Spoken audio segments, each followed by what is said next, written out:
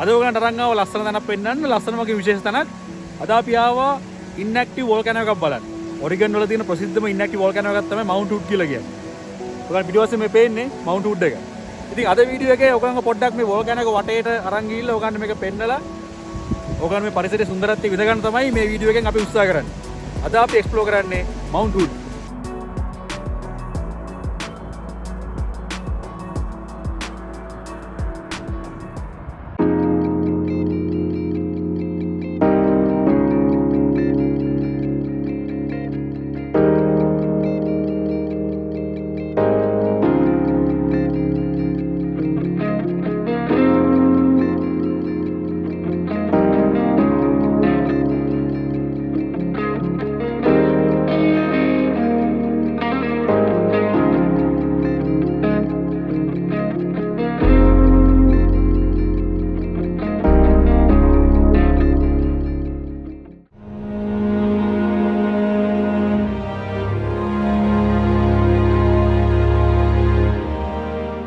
දැන් මිත්‍රෝනේ මේක ස්ට්‍රැටෝ වෝල්කැනෝ එකක්. අපි දැන් පොඩ්ඩක් ඉගෙන ගමු මොකද්ද මේ ස්ට්‍රැටෝ වෝල්කැනෝ එකක් කියන්නේ කියලා. දැන් ස්ට්‍රැටෝ වෝල්කැනෝ එකක් කියන්නේ මිත්‍රෝනේ ඒක ලේයර්ඩ් වෝල්කැනෝ එකක්. ඒ කියන්නේ මේක කෝන් ෂේප් එක හැදිලා තියෙන්නේ මේ වගේ වෝල්කැනෝ එක. ඒක ලේයර්ස් වලින් මේක ඇතුලේ තියෙනවා සින්ඩර් කෝන් කියලා. ඒ කියන්නේ දැන් මීට අවුරුදු ගණනාවට කලින් මේ වෝල්කැනෝ එක ඉරප්ට් වෙලා පස්සේ ඒ ඝනීභවන වෙච්ච ලාවා වලින් තමයි මේ වගේ වෝල්කැනෝ එකක් හැදිලා තියෙන්නේ. ඒ කෝන් ෂේප් එක ඇවිල්ලා තියෙන්නේ ඒ නිසා. දැන් ස්ටැටෝ වෝල්කැනෝ එකට තියෙන ප්‍රසිද්ධම එක්සාම්පල් එකක් තමයි ජපානයේ තියෙන මවුන්ට් ෆූජි කියන්නේ. දැන් අපි මේ යන මවුන්ට් හුඩ් කියන ස්ටැටෝ වෝල්කැනෝ එක ඇක්ටිව් ස්ටැටෝ වෝල්කැනෝ එක. ඒගොල්ලෝ ප්‍රෙඩික්ට් කරනවා මිත්‍රෝනි සාමාන්‍යයෙන් ඊළඟ අවුරුදු 30 ඇතුළත මේ වෝල්කැනෝ එක ඉරප්ෂන් එකක් වෙන්න පුළුවන් කියන එක. දැන් අපි බලන්න මේ ස්ටැටෝ වෝල්කැනෝ එකේ උස අඩි 11249ක්. ඒ කියන්නේ අපි මීටර වලින් උස ගත්තොත් මීටර 3429ක්. දැන් මේ පින්තූරේ තියෙන යාළුවනේ ස්ටැටෝ වෝල්කැනෝ එකක් ඉරප්ට් වෙන යනකොට එහෙම නැත්නම් ඉරප්ට් වෙගෙන යනකොට තියෙන ක්‍රොස් සෙක්ෂන් එක. දැන් මේ වෝල්කැනෝ එකේ මැදයට අපි කියනවා මිත්‍රෝනි සින්ඩර් කෝන් කියලා. දැන් අපි ඉස්සරහට මේ වගේ සින්ඩර් කෝන් වෝල්කැනෝ එකක් බලන්න යමු. ඒ කියන්නේ මේ වගේ පුපුරපු වෝල්කැනෝ එක ඝනීභවන වෙච්ච මැද කොටස. ඒක තමයි සින්ඩර් කෝන් කියන්නේ. අපි වගේ සින්ඩර් කෝන් එක අනිවාර්යෙන් බලන්න යමු. දැන් මේ වෝල්කැනෝ එක ෆෝම් වෙලා තියෙන මිත්‍රෝනි මීට අවුරුදු ලක්ෂ 5කට කලින් කියලා තමයි එස්ටිමේට් කරන්නේ. ඉරප්ෂන් කීපයක් වෙලා තියෙනවා මේ වෝල්කැනෝ එකේ. එකක් වෙලා තියෙනවා 1781 දී. තව එකක් වෙලා තියෙනවා 1800 මුල් භාගයේදී. දැන් අපිට මේ වෝල්කැනෝ එක වටේට යන්න පුළුවන් ට්‍රේල් එකක් තියෙනවා. ඒ ට්‍රේල් එකේ දිග මයිල් 41ක්. ඒ කියන්නේ කිලෝමීටර වලින් ගත්තොත් කිලෝමීටර 65ක් වගේනේ. හරි දැන් ඔයගොල්ලෝ දන්නවා මොකද්ද ස්ට්‍රැටෝ වෝල්කැනෝ එකක් කියන්නේ කියලා. දැන් මේ වගේ ස්ට්‍රැටෝ වෝල්කැනෝ සාමාන්‍යයෙන් 4ක් විතර තියෙනවා. දැන් මම ඉන්න ඒරියා එකේ. ඉතින් මම try කරන්නම් ඔයගොල්ලන් අරන් යන්න මේ වෝල්කැනෝස් වලට ඔයගොල්ලන්ට පෙන්නන්න. දැන් අපි මේ ඉන්න ස්ට්‍රැටෝ වෝල්කැනෝ එකේ බලන්න සිමෙට්‍රි එක කොච්චර හොඳට තියෙනවද කියලා. හරියටම කෝන් ෂේප් එකක් තමයි තියෙන්නේ.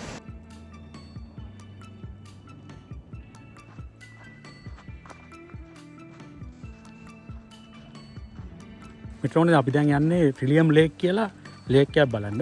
ඉර කොහොමද පිටන්නේ කියලා මම දැන් මට ෂුවර් ගන්න නැහැ හරියටම. සමහරවිට ට්‍රිලියම් ලේක් එකේදී අපිට මවුන්ට් වුඩ් එකේ රිෆ්ලෙක්ෂන් එක අපිට ට්‍රිලියම් ලේක් එකෙන් බලා ගන්න පුළුවන්.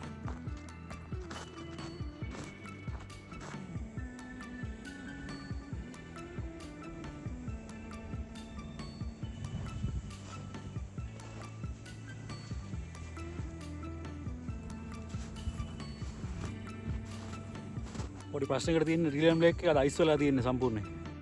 දැන් මේ තියෙන ගිය පාර සමරකේ මම ට්‍රිලියම් ලේක් එකට ආවම තියෙන විදිය.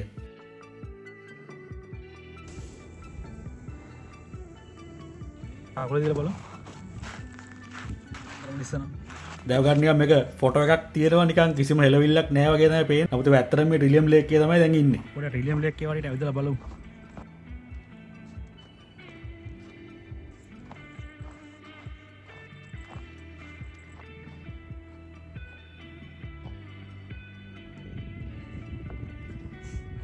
එරා මිත්‍රෝනේ තමයි ට්‍රිලියම් ලේක් එක. ආවාසනාවට අද මවුන්ට් වුඩ් එක රිෆ්ලෙක්ෂන් එක අපිට බලා ගන්න බෑ.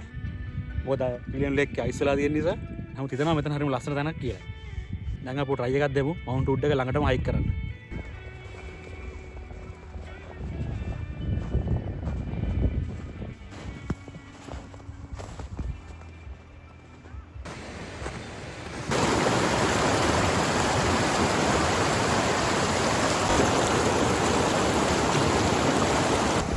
දැන් මිත්‍රෝනේ මේ ක්‍රීක් එකට කියන්නේ වයිට් රිවර් කියලා.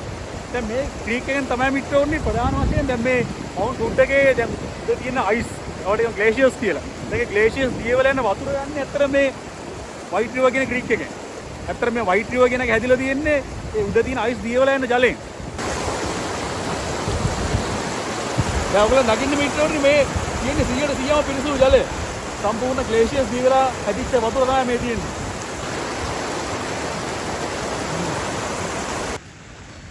දැන් මීටර උඩින් මම ගන්නට මවුන්ට් වුඩ් එක ළඟට ගිහිල්ලා පෙන්නන්නම්. අපිට උට්ටම නගින්න අමාරුයි. මොකද මං ගා කිසිම ගියර් එකක් නැහැ නගින්න. විශේෂයෙන්ම වින්ටර් කාලේදී පොඩ්ඩක් අපිට ඒක නගිනවා නම් එක්ස්පීරියන්ස් මවුන්ටන් ක්ලයිමර් කෙනෙක් එක්ක තමයි අනිවාර්යයෙන්ම නගින්න ඕනේ. දැන් මේ වෙලාවේ මට තියෙන ගියර් මොනවාද? මට මුකුත්ම ගියර් එකක් නැහැ. අතට ග්ලව්ස් වත් නැහැ. ඉතින් ඒ නිසා රජ එකක් දාලා බලුව යන්න පුළුවන් තරමට ගිහිල්ලා බලන්න මවුන්ට් වුඩ් එක මොනවද කියලා.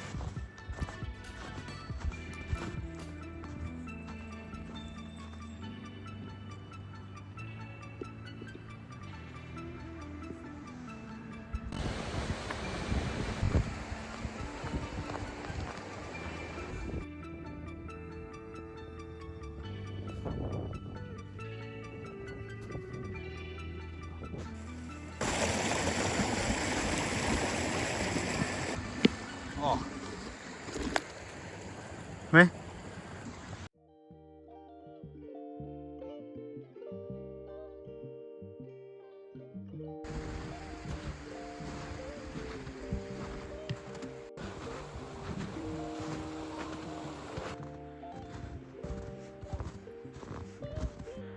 කොමරි මිට්ටෝනේ අද ටාගට් එක තමයි අර පල්ලෙහා තියෙන කඳු පාමුල ගාවට යන එක. බලමු කරන්න පුළුවන් වේද කියලා.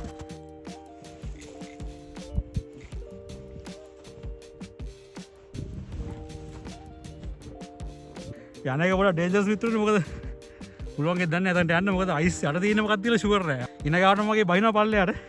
එකපාරට වලවල් ලකි සෙට් වෙනවා. පිටර මෙතනින් යාර යන එක පොඩ ඩේන්ජර්ස් වගේ. මොකද මං හිතුවා හැරෙන්න ඕනේ කියලා. මොකද අඩිය තිබ්බ ගමන් සාමාන්‍ය අඩියක් විතර යට යනවා. නගින්න ටිකක් අමාරුයි. මොකද අපි දන්නේ නැහැ අයිස් යට මොනවද තියෙන්නේ කියලා. සමහර එකපාරට වලවල් වගේ හවු වෙනවා. ඒතර ගොඩක් ඇතුළට බහිනවාද.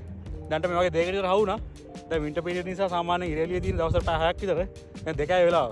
තා පැයකමාරකින් ඉර බහිනවා. ඊට කලින් අපි කොහොමද නැවිගේට් කරලා යන්න ඕනේ ආපු තැනට. ට්‍රයි එකක් දාලා බලමු. වයිට් රිවර් එකෙන් වතුර ටිකක් බොන්න පුළුවන්ද කියලා.